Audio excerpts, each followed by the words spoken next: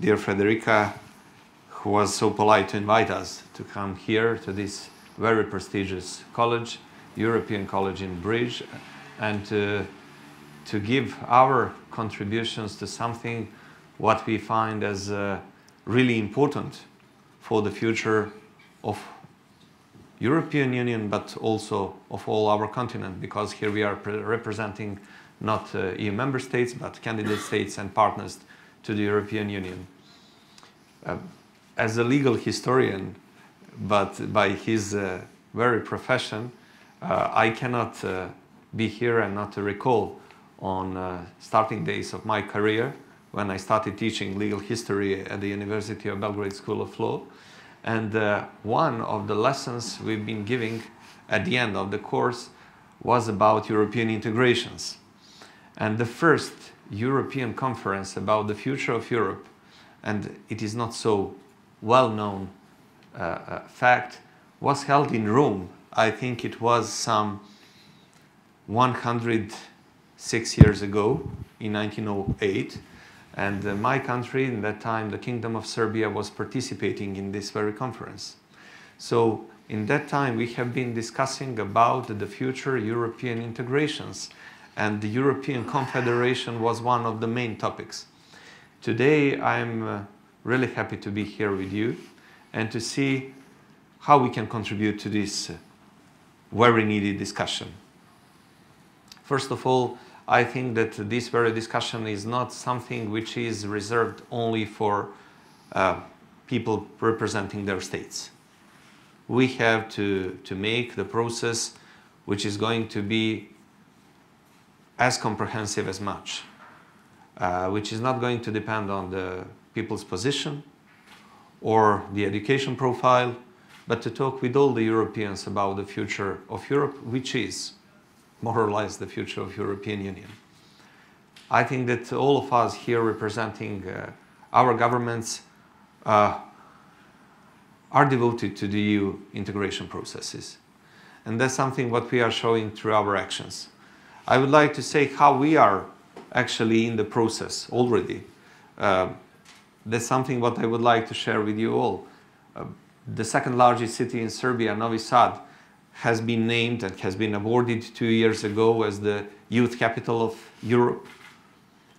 Next year, the same city is going to be 1 out of 3 European cultural capitals, and for the first time, the cultural capital which is coming from one non-EU member state.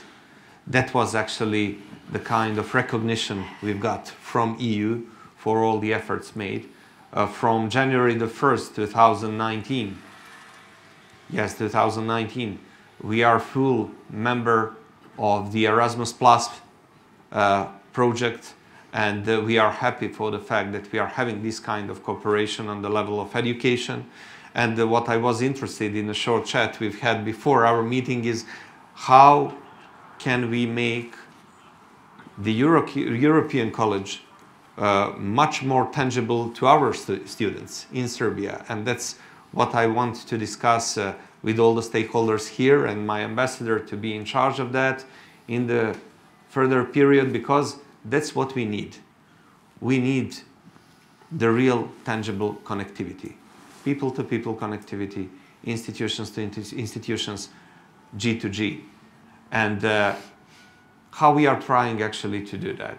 First of all, our devotion to the EU integrations is visible through the reform processes we are undertaking in my country. One of the most important fields, of course, is the field of rule of law. And we are proud of the fact that during the last 12 to 13 months, we've really done a great job, and it was well valorized and recognized in the recent progress report.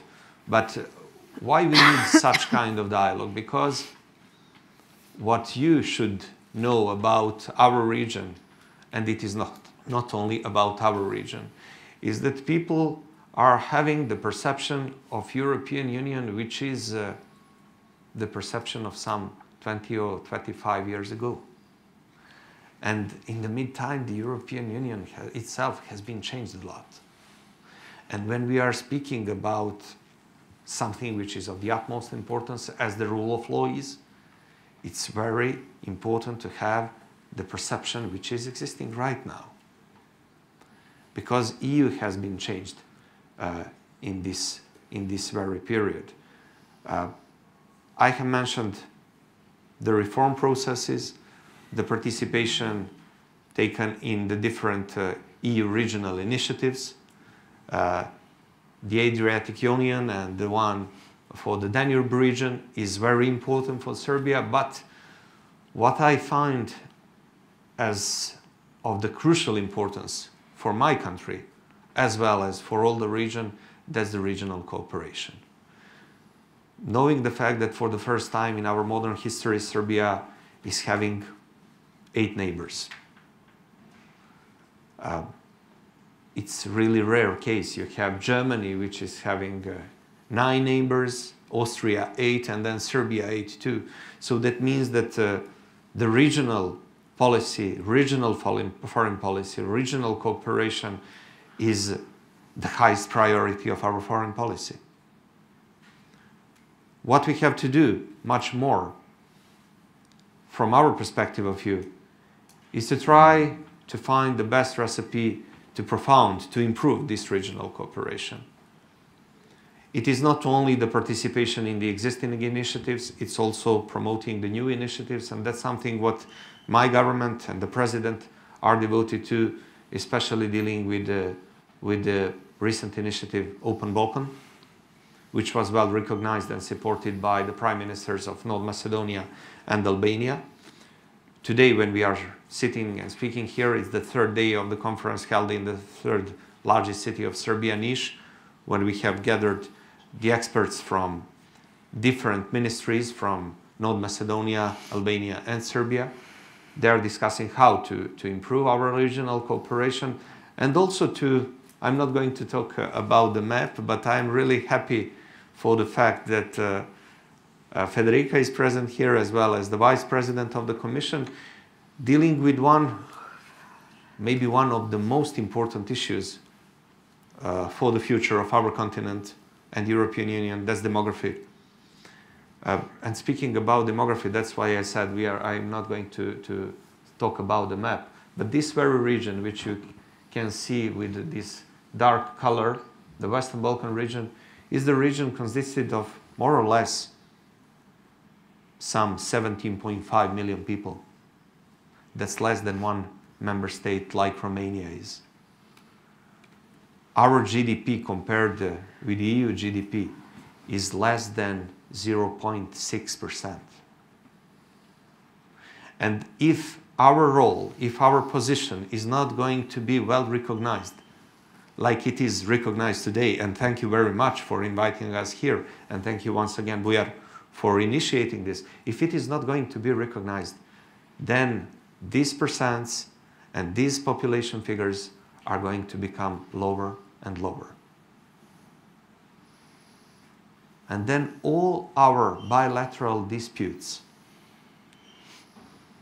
are going to become completely senseless. If you really want to cooperate, let's cooperate in the fields in which we do not have disputes at all. And that's what we can do. And I'm really sure about that, and that's what our president, what our government is promoting. And I'm quite sure that the first priority for our cooperation, for sure, is economy. And that's what we are trying to do much more. And once again, I'm not going to bother your time. Thank you very much for receiving us here, for inviting us here. Thank you very much to all dear students who are listening to us. And I'm really willing to see and to hear the questions posed by our students, and to make this discussion as fruitful as possible. Because if we are not gathering in such a way, if we are not practicing the dialogue as the best recipe and the best way to improve our relations and to improve regional cooperation, then it's not going to be good for all of us, but also for the EU. Once again, thank you very much, and I'm pleased to be here today with all of you.